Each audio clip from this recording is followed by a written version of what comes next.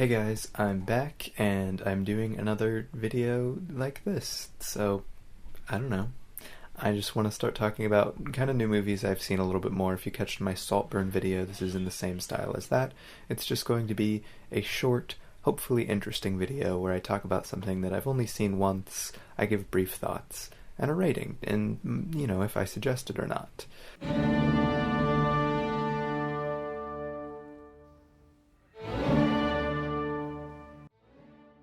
So this time I'm talking about Todd Haynes' May December, and I just watched this 2 days ago, I think, maybe a day ago.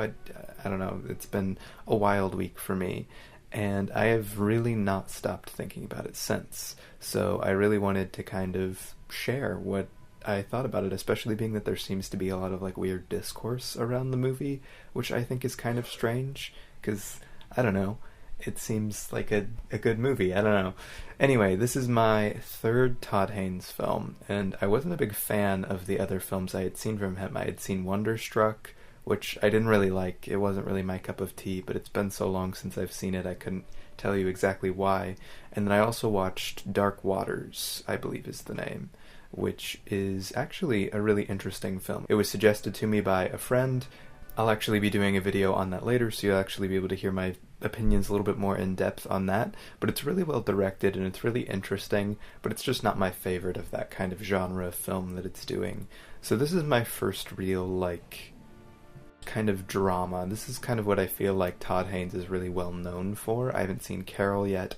I really want to see Carol, but we get into May, December. I had just heard that it was good. I had seen a lot of people talking about it, so I wanted to check it out. And then what I find very interesting is that the first thing that I kind of see is this discourse about the movie and about the kind of tone that it's pulling. Is it a comedy, or is it this kind of sickening thriller?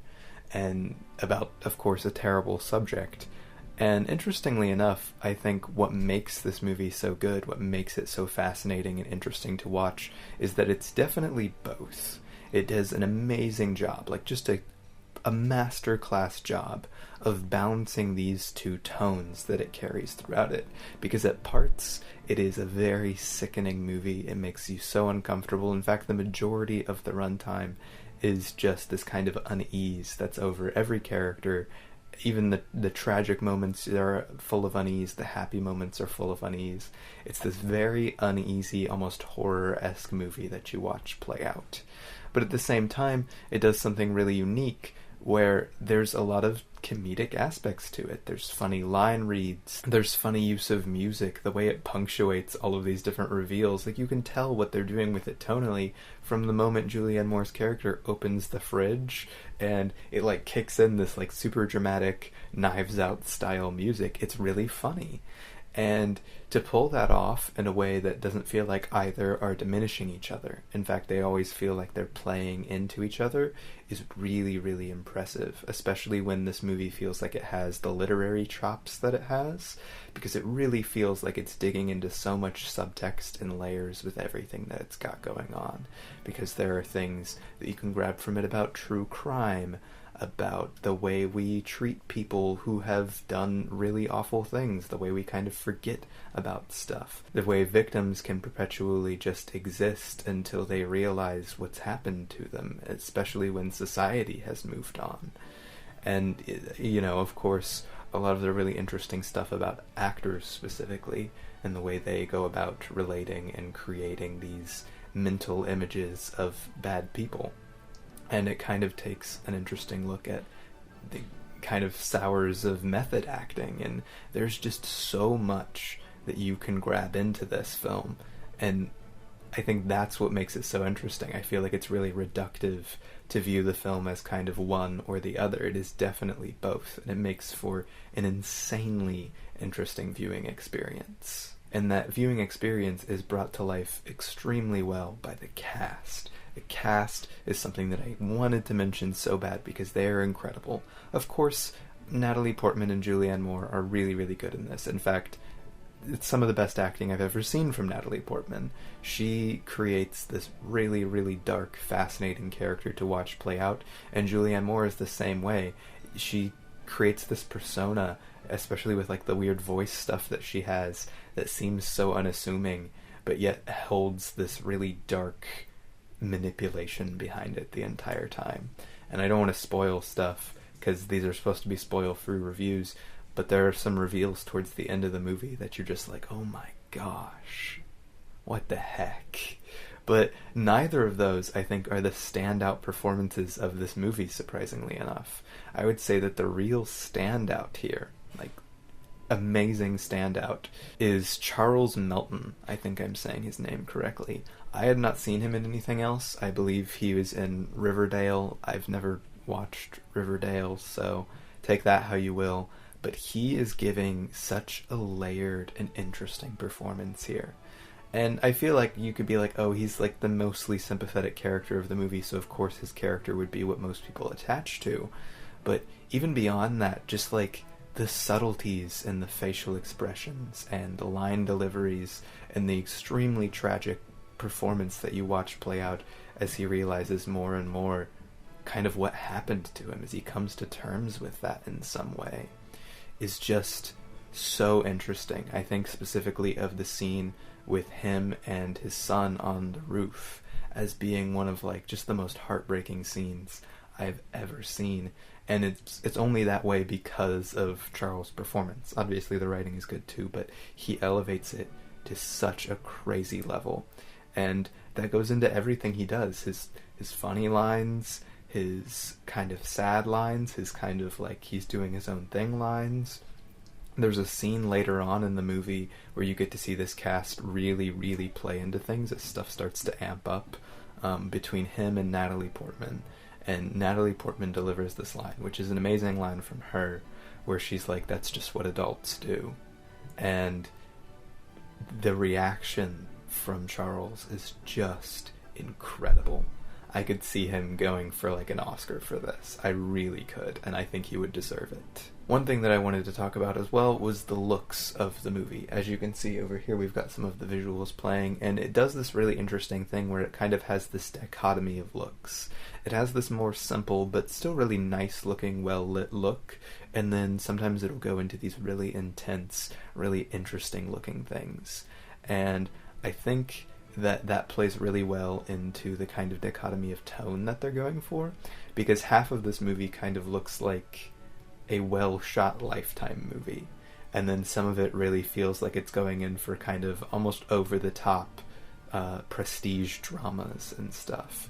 And that blends together into this really interesting visual space where you're getting this kind of whiplash between what you're experiencing on a visual level and the storytelling through that plays into your kind of both unease and also just like the tone that you're getting, the kind of mystery of what's happening, because the way the mystery plays out, the way they present this to you as a mystery, allows you to instantly get like, oh, this is about to be something deeper, and then when you get to actually the stuff happening at the house and everything, it looks very plain and adopts the kind of looks of, I don't know, even something like Riverdale. So I think that's very interesting. I don't have too much to add on the looks. I think it looks good. Not like the most amazing looking film I've ever seen, but it uses that cinematography and lighting and production design to its favor for sure. And the last thing that I really wanted to talk about in this review was mainly just the writing on the whole, because this is honestly some of the most glued to the screen I've ever been in a long time. Unfortunately, this viewing that I had of it, the only viewing I've had so far, I actually had to split up the viewing into two things. I actually went and watched Napoleon in theaters. I had tickets already, and I ended up starting the movie too late. I thought I had time, but I didn't. We had to go. I actually thought about doing this video on Napoleon instead, but I really just didn't have that strong of feelings about Napoleon, so instead I wanted to go with something I've been thinking about nonstop since I watched it. But yeah, it was split, but even then, coming back to it, I was just glued. It did not break my, like, investment into the story. I was feeding off of every word, every reveal. There's this scene of just Natalie Portman talking to a bunch of high schoolers about acting, and it's just such good dialogue. It's so uneasy. You're like, get her away from these high schoolers, please. And there's just so much to dig into in this writing that I think it makes for honestly one of the best scripts we've had all year. It's right up there with something like past lives for just a script that I feel like there's so much human to dig into. And a lot of important things to say. I can't wait to rewatch this. I'm sure it will give kind of a new perspective. But yeah, I think this is honestly one of the best of the year. It made my top, I think, 3 so far. And it definitely made one of my top positions for the decade. It may grow on me even more. There's obviously some extremely stiff competition this year for, like, favorites. But I think that's amazing. I think we've had some just fantastic films come out this year. And I really hope, despite this being a Netflix movie, which is really unfortunate, I didn't see hardly any theater run for this. I know it had a small, limited one. But I wish this had the ability to get to a wider audience, because the marketing and everything on Netflix has not been so good, other than the fact that it's just been popular on Netflix and is new. So I hope this ends up getting the recognition I think it deserves. And I hope you guys check it out. Content warning for this one as well. If you check it out, be sure to check what's in these films before watching them yourself. And yeah, if you check it out, let me know what you think. Comment down below. I hate to ask for comments. That feels like such a weird YouTuber thing, but I would genuinely be curious to hear other people's thoughts on this. Did you like it? Did you hate it? Was it too much, too little, too funny, too serious? I don't know. I gave this film a 5 out of 5. I genuinely think it's one of the best films I've seen in a while, so of course I gave it a 5 out of 5. Also, I wanted to talk about real quick my Saltburn video, because as I mentioned in that video, it might have been a little generous, and I did end up lowering my rating to a 3.5 out of 5, but even that is generous. I know a lot of people are coming out now and, kind of hating on the movie. I still haven't rewatched it, and it probably won't be something that I'll really run out to rewatch again, but I enjoyed it. I did. So why deny it a 3.5? I think it has some really interesting merits. You guys can go check out that video to hear my thoughts on it. Again, for any returning or new viewers, this is not my main video for the month, but thank you guys so much for watching. I'm going to be working on my December video and my January video coming up soon. I've got even more new equipment. I think you've seen like 3 different microphones within the last 3 videos I've done, which is pretty funny. But I have this. This is actually mine. It's really nice. So hopefully I'll be able to have this kind of quality going forward. And I hope you guys enjoyed this video. I don't know if this series is going to be anything that people like, but I like being able to just talk to you guys about a movie I've watched and share something in a little less edited setting. Thank you for watching. Thank you for all the support I've been getting. Go check out my Paprika video. It's been performing really well. I really appreciate that. And yeah, I love you all. Goodbye.